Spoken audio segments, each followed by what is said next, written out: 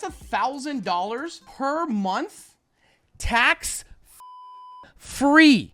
How much money do I need to retire? And the answer is, I don't know. Because guess what? World's going to be a lot different when you're done working than it is right now. But let's pretend you're about to retire. It's better to overshoot than undershoot, right? The average age at life expectancy in America is 74 years old. It seems like everyone who saves to be 70 till 74 lives to be 100 and goes broke. And everyone who saves to be 100 dies at fucking 60. So, you know, good luck. It's better to overshoot than to undershoot. We'll call this the old rule, okay? And that was the 7% rule. This was the 7% rule. And that is, you want to be able to live off of 7%. The market averages 7% per year. 3% you don't touch off the principal for inflation, right? So the average inflation rate was 3% a year. So you have to live off of 4%. So if the market makes 7% per year, 3% of that you don't touch because you want to keep it in there to counter inflation. 4% is what you live off of. Now, if you already own your own home, you don't have to worry about mortgage and other stuff like that. It's a little bit easier, but this is where location comes in. That's why a lot of people retire to Arizona and Florida. Not because of the weather. Everybody's like, oh, they go there because of the weather. Well, that's part of it. But it's because of taxes. If you're living off of 4%, it depends on what you're paying in income. Even if you own your own home, remember, and this is a whole conversation I've had where sometimes it's a lot better to rent than it is to own a home, especially in this market right now.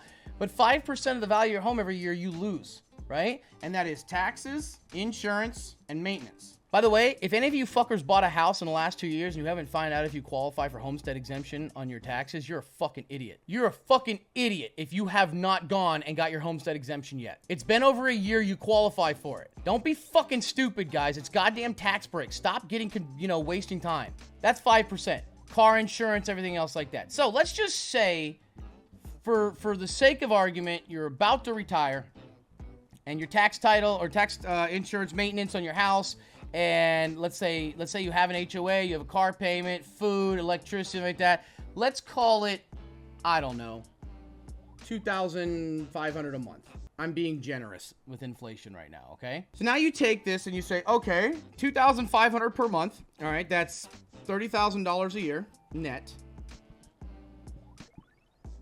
So now how much money do I need just to break even? Let's go with $40,000. There you go. You need $1 million at an average of 7% a year in order to break even. Why do I call this the old rule? Because this shit is not right. They did not account for anything. You're fucked. This is like watching Good Will Hunting, but if he worked for Twitch.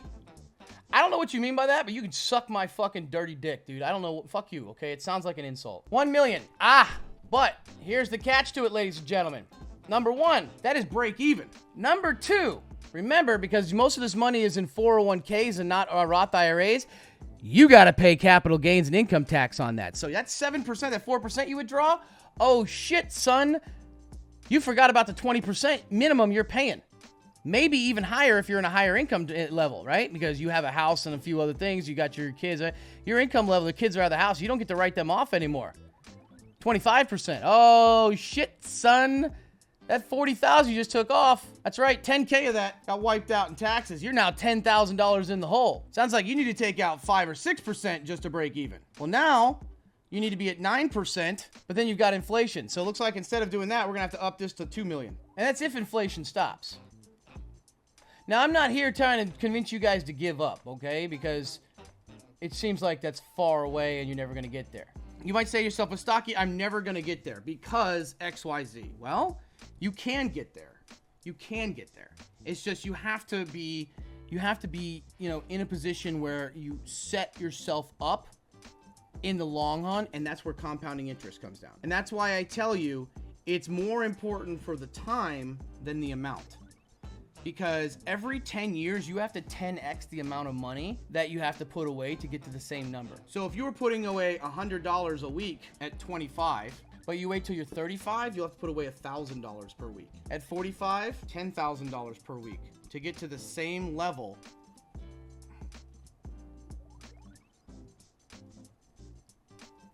So if you start now at 25 years old and you put $100 a week, you'll get to the same level as at age 65 as if you start at 35 with $1,000 per week. Or month. You can say month if it makes it better, feel better. If you stay till you're 55 $100,000 per month. And that's why when somebody comes and says, Stocky, I'm 45, is it too late? In 10 years, you're going to wish you started at 45. And you're saying, well, Stocky, I'm 35 and I'm putting 1,000. Man, I'm screwed. No, you're not. This is just to get to the same point. I don't know where your end goal is. There's other ways of investing. I'm just letting you know that every 10 years you wait, you 10x the amount of money you need to get to the same point. And that's why I tell you guys, start now. Well, Stocky, I'm 35, I wish. Well, sure, if you were 15, you would have only had to put $10 a month, right? You can't do that. You can't. We can play this game all day long. Holy shit, that's $1 a month. Babe, allowance for her now. Holy shit. Oh, wait, never mind. I just spent it all. Fuck. Please, please, please tell me about the... Okay, you want the IRA hack? I've told you guys a million times. I don't know what else I need to do. All right, this is what I told a lot of people, and I actually helped a lot of the fucking Twitch staff. The Twitch staff, I make more friends with all the Twitch staff than anybody else, although I got into a fucking shouting match with a Twitch staff guy. Holy shit, this came out of nowhere. But I make friends with the Twitch staff because these guys actually want to know about this stuff, and a lot of them are like afraid to come talk to me about it because that's all everybody talks about, but they wait to talk about something else and they slide it in, and I'm like, all right, you little shit. I told them, okay, so the Roth IRA hack, I've talked about it before. There's YouTube videos, but this is what I told them, all right?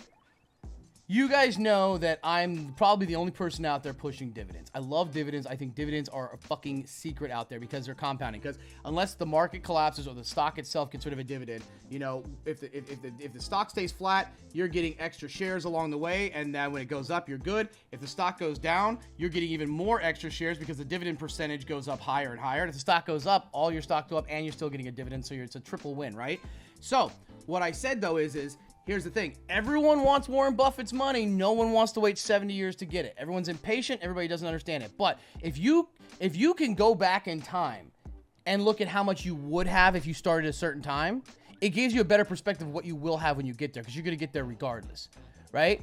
So I say this thing. Now, the one downfall to dividends is taxes, right?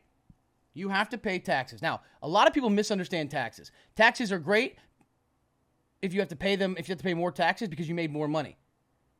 People have this weird thing of, well, I don't want to make more money to pay more taxes. Okay, sure. Then we just won't give you a promotion, son. Okay, we won't give you that promotion to senior vice president, so you'll be making, instead of $80,000, $150,000, because you're going to have to pay more taxes on the additional income. Thanks, boss. No, you wouldn't do that. So shut the fuck up. It's the same thing here. You're making more money, so you're paying more taxes. But dividends. People say, well, dividend compounding doesn't work as well because you have to pay capital gains taxes on it. Yes and no, but let's just, okay. But what happens in a Roth IRA? You pay all your taxes before the money goes in, so any gains in your Roth IRA are non-taxable. Wait a second. So if you take that $6,000 per year, $500 per month, and you buy good dividend stocks, remember, you're not touching this for years, so even if the stock goes down, who cares? You're getting bigger dividends, right? You hear that? All of a sudden, those divvies reinvest, and you pay no taxes on it. And then the next time around, those divvies pay divvies on the divvies. And let's say that I'm pretending that those stocks never go up the rest of your life. But McDonald's isn't going anywhere. Johnson & Johnson's not going anywhere. AbbVie's not going anywhere. I'm not talking about these 20%, 30%, 40% fucking shipping companies. I'm talking about good, solid companies that pay a dividend. Intel will come back. It may not be $1,000 a share, but it'll come back to 40 or 50, and it's at 27 right now. And so what happens is it doesn't make a lot of difference right now. But you add 500 every month, right? You're adding 500 every month because that's what you're allowed to do in your Roth IRA, and you keep doing it. But you do the dividends, and you don't have to pay any taxes on the dividends, and it reinvests.